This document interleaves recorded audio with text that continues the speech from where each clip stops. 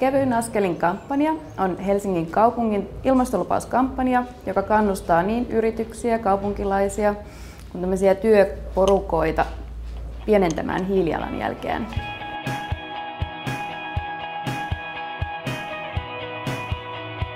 Perjantaina, kun on toi sähkötön päivä, niin me käydään eri luokissa kiertelemässä ja katsotaan, onko valoja tai tietsikoita tai jotain sähkö päällä. Sitten me sammutetaan ne, jos on se mahdollista.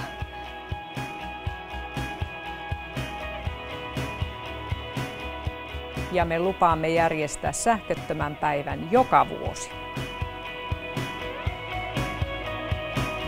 Minä lupaan, että luovun kaikista paperisista laskuista, koska se on hyvä ja helppo tapa vaikuttaa.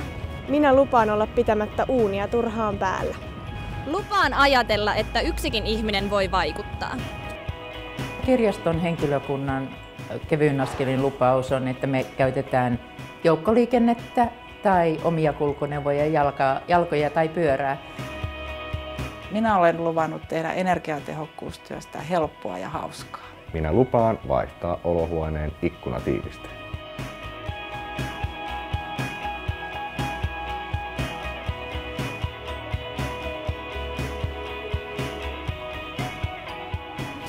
Kaupunkien oma hiilijalanjälki on vain pieni osa siitä hiilijalanjäljestä, mitä kaupunkien alueelta tulee.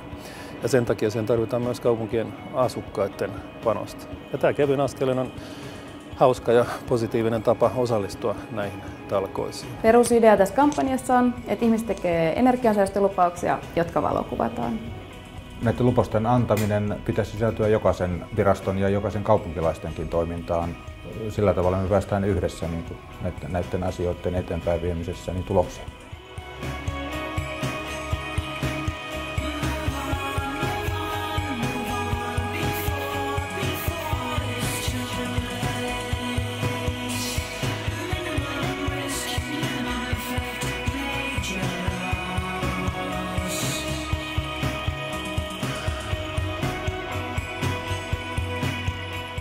Ei kestävä kehitys ole vaikeaa, mutta siihen täytyy sitoutua.